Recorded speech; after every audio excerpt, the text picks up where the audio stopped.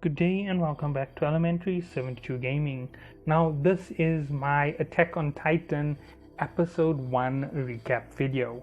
Now I'm going to be going through Attack on Titan episode 1, and depending on how these videos are received by the audience, it will judge on whether I'm going to keep doing this.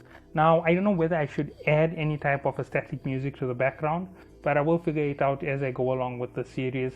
This is a brand new thing for me, so I hope that you all do enjoy.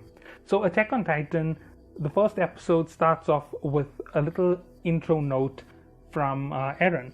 And the first intro notes that we ever get is, we know that humanity are now, from that moment we knew that humanity were cattle and the walls were our pen. So that is the first words we ever get from Eren Yeager. That is the start of the show with the Colossal Titan sticking its head up over the wall.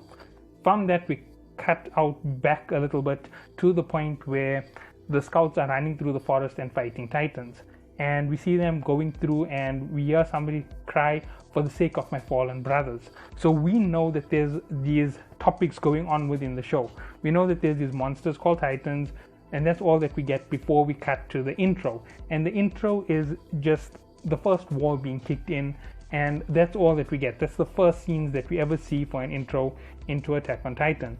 So that is the first time we get a quick, easy song. There's no heavy notes to it, any heavy music in that particular opening scene. We then cut into a little bit of a recap on the whole story which is going on, and we catch in with the note of the episode, which is from me 2,000 years from now.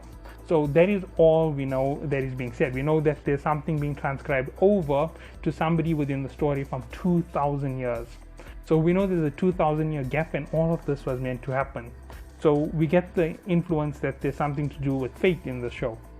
Then the next thing we get is Eren waking up to Mikasa calling him, and the first thing he says, "There was a weird dream. Was it real?" So we already got the idea of who is the person who might have had the message.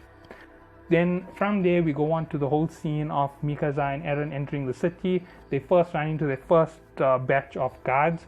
They drunk out of their minds playing games, and they're trying to push off the boredom from standing sentry. So in other words, from guarding the peace, from being the soldiers who are there to guard the people. From this point on, the story now starts to progress a little bit further. They head up to the top of a mountain, and Eren sees that the bells are ringing because the scouts have returned from outside of the walls. Eager and happy to go and see them because he has this fantasy of being one of them, to achieve true freedom one day. We know that this is his driving factor from this very moment, from moment one. He doesn't care about the cost. He knows there's a chance he's going to die. He wants to go out. So they run down, they see it, and someone speaks ill of the scouts, and Eren, regardless of how small he is, attacks the man with a stone to say that it's not right to insult a person trying to get free from the life they are in. And these are the messages which are subliminally being pushed to you through episode 1 of Attack on Titan. From here we then get to the house where Mikasa blurts out exactly what Eren's plan is to his parents. His father explains, "You don't understand the hell that it is out there in the world where the scouts are going," and he says he knows, but it most definitely would be better than just living in the walls, scared for the rest of our lives. And now we get the understanding that he's willing to risk everything for freedom. Now this is the first time that we get these hints. It becomes very important later down in the story, and from here it moves on to him going to his best friend.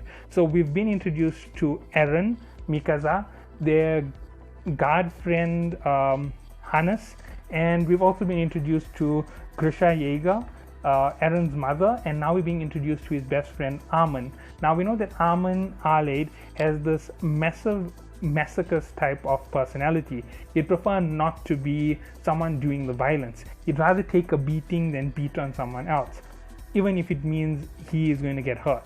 So he's a very passive individual. He's masochistic because he'd take that beating. So that's how I would describe him. So that is the first introduction we get to them.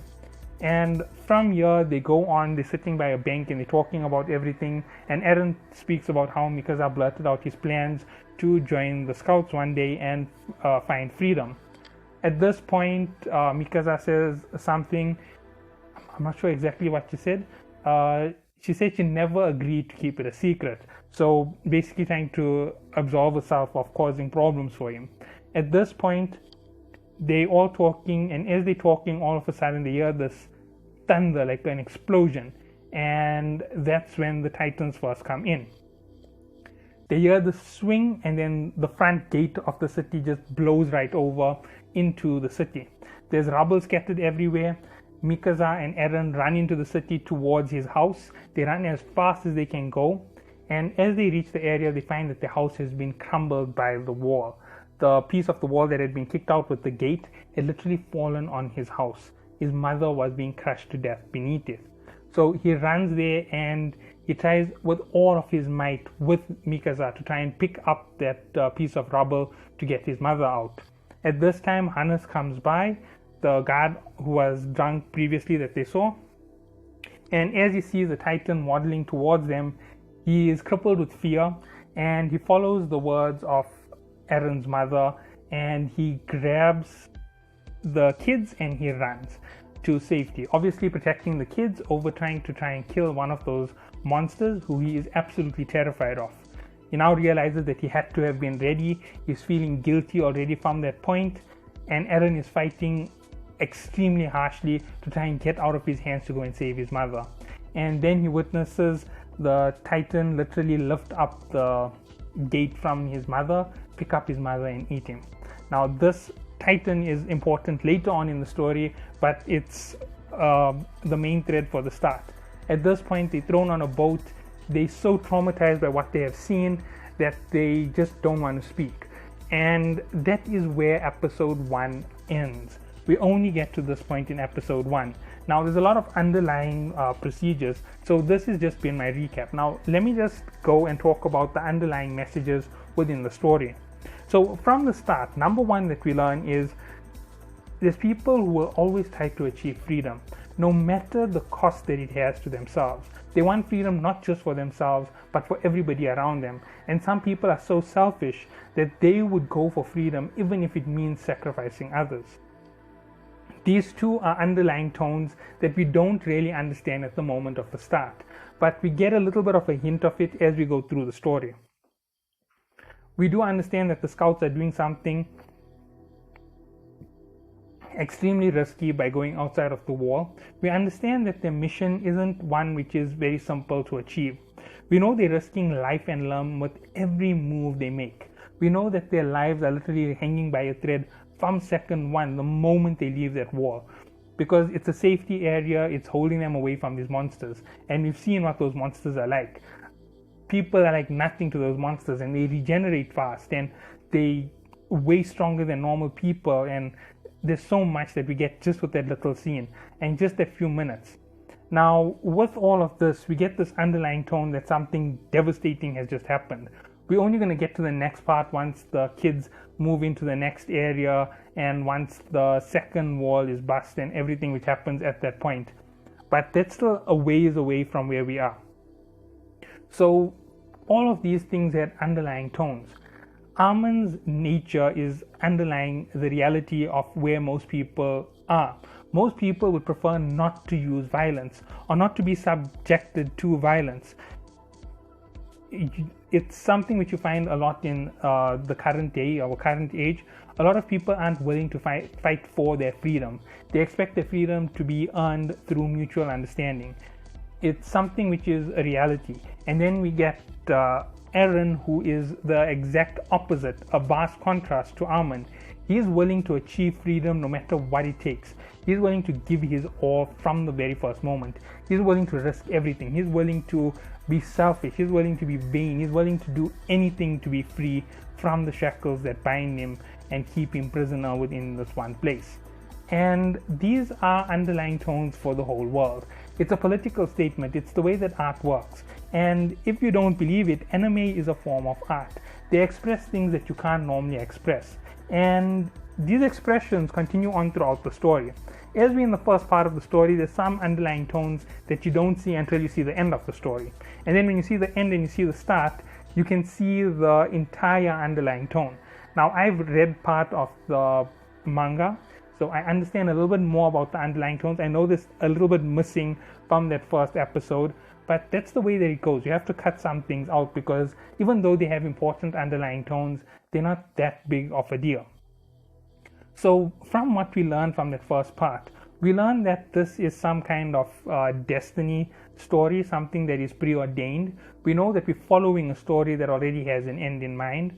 We already know there's a lot going on in the background, things that we can't see as the story is progressing. We have to see the whole story to be able to see what was there in the start, what Eren saw.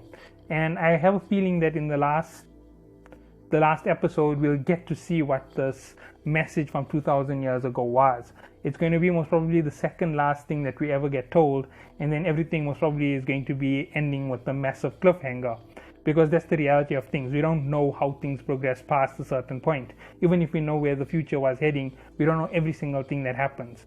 So that is how it is going to relate to us. So we've got this message, so we understand that the story has a set path. We understand that something is pushing it into motion, and hopefully if we continue down this path and we look for everything, we will find exactly what it is that we were looking for from the very start of the story.